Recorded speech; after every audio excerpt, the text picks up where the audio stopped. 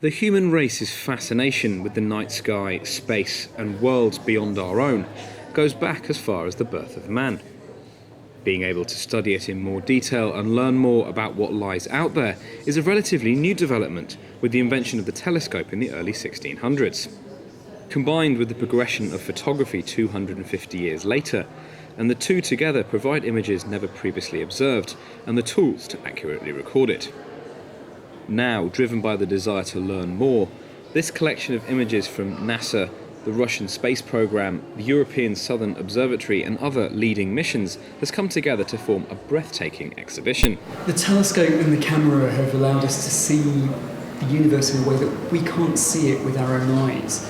So there are so many images in the exhibition that really mean something to me. One of them is the first ever image of the far side of the moon. It's a really kind of blurry, grainy TV picture beamed back by a Soviet satellite in 1959. But this is the first time in the whole of human history that anyone had seen what the other side of the moon looked like.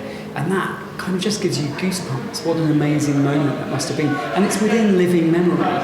There are other images like the Hubble Deep Field, which is a tiny, tiny square of the sky about the size of a grain of salt held at arm's length. And yet within it are hundreds and hundreds of galaxies stretching billions of light years into the distance. And so in that one image, we got a glimpse of just how vast the universe is, and that was only in the last 2 decades. So the universe, our view of it, is changing all the time, and the camera and the telescope are instrumental in helping us to understand how we sit in that enormous picture.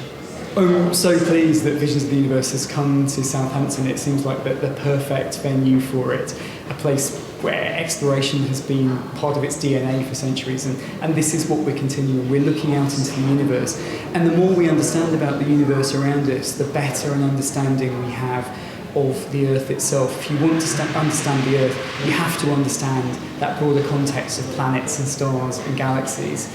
So it's all about us and where we come from. The collection is ideally suited to the style of exhibits that the SeaCity Museum are known for.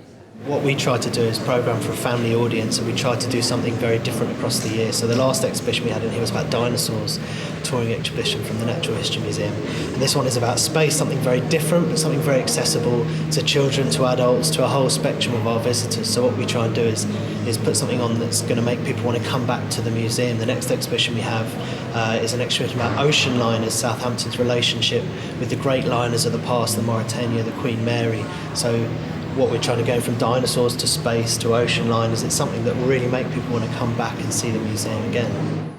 Visions of the Universe is set to run until late February. Ben Trepess, that's Solent.